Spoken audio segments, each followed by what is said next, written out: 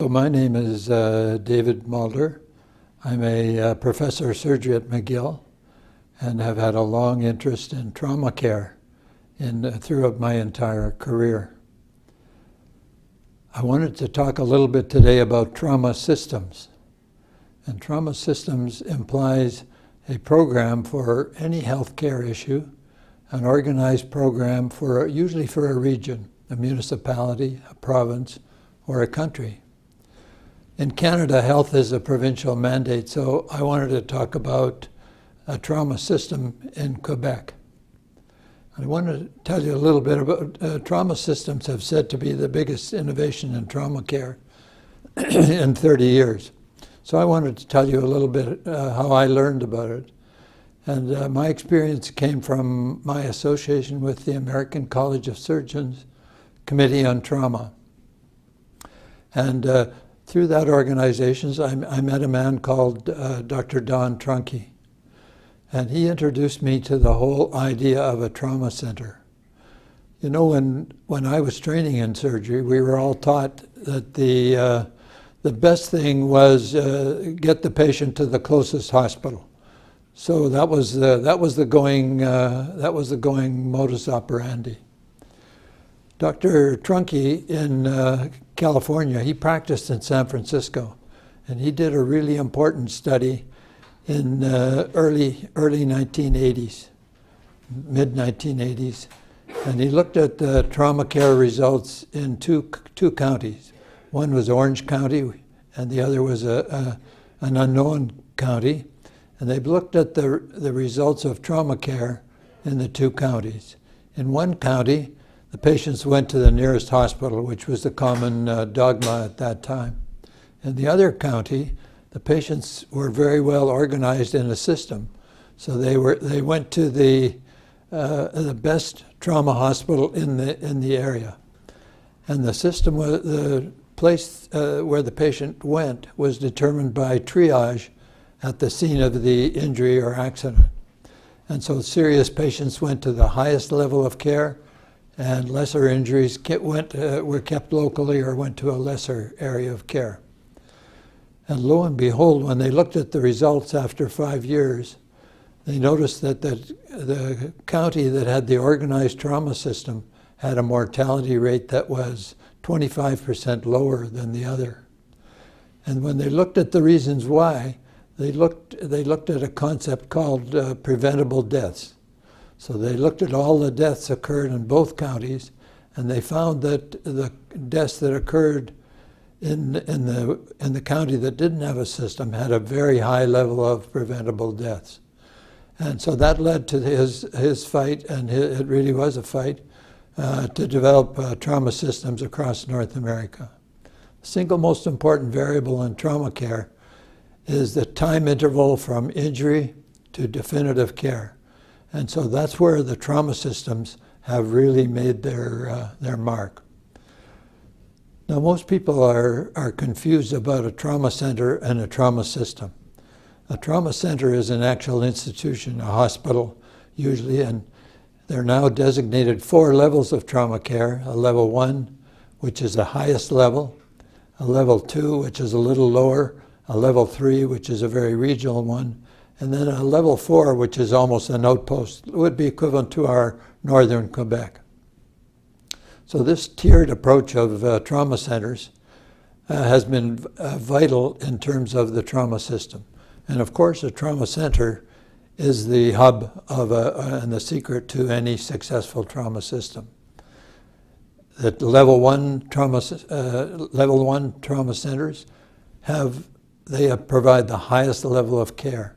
They have all the detailed specialists. They have cardiac surgery, dialysis, any kind of need that the patient would need. In other words, the buck stops there. They have everything. But in addition, a level 1 trauma center is expected to do clinical care top-notch, expected to do teaching of medical students and residents, and they're expected to do research. They're looking to find new ideas and measure how they're doing. So a trauma registry is often an important part of a level 1 trauma center. And level 2 is noted for its high level of trauma care, but no teaching or research, or not as much. And level 3 is a small hospital. And the level 3, the goal of the level 3 is to stabilize the patient so that he could be transferred to a level 1. So that's in the level 4, often there's a nurse or a very basic medical care. They're really to get the patient to the next level of care for the trauma. I think you have to realize that a trauma system involves more than just the care of the patient. It involves the prevention of the injury. It involves the pre-hospital assessment. That means triage at the highway or wherever the injury or accident occurred.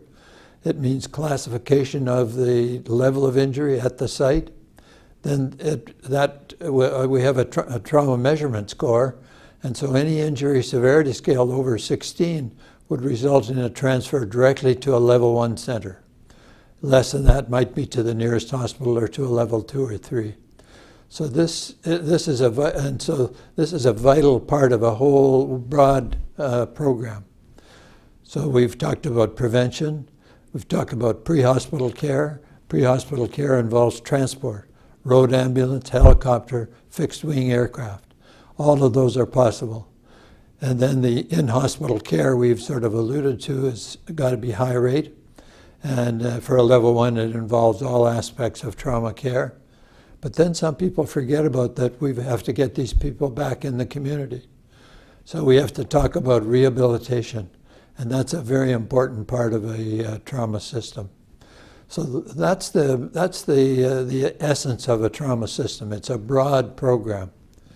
So let me tell you about Quebec. In 1991, we did a study in the province of Quebec, and I have to be honest, we copied it after Dr. Trunke's study in San Francisco. And we looked at Quebec, and we compared Quebec, equivalent level of injury, to the United States, to France, and other parts of the world. And we were devastated to find that our mortality was higher than anywhere we looked at, sometimes a mortality rate approaching 50%. And so then we remembered Dr. Trunke's study about preventable deaths. And Dr. John Sampalis, who is an epidemiologist, and Dr. Moish Lieberman, who is a surgical resident, we all did the study, and we examined the deaths that were preventable. And we were shocked at the degree of incompetence in smaller hospitals where they went to the nearest hospital, compared to the treatment of the patients in a level 1 trauma, either in Montreal or in Quebec City. And we were shocked. We took this to various people. I guess I don't know how many pleas I made to the Minister of Health, all unsuccessful. And then one day, and this is a pure chance, I invited my friend Dr. Trunke to come with me to Quebec City, where we were going to meet the Minister of Health.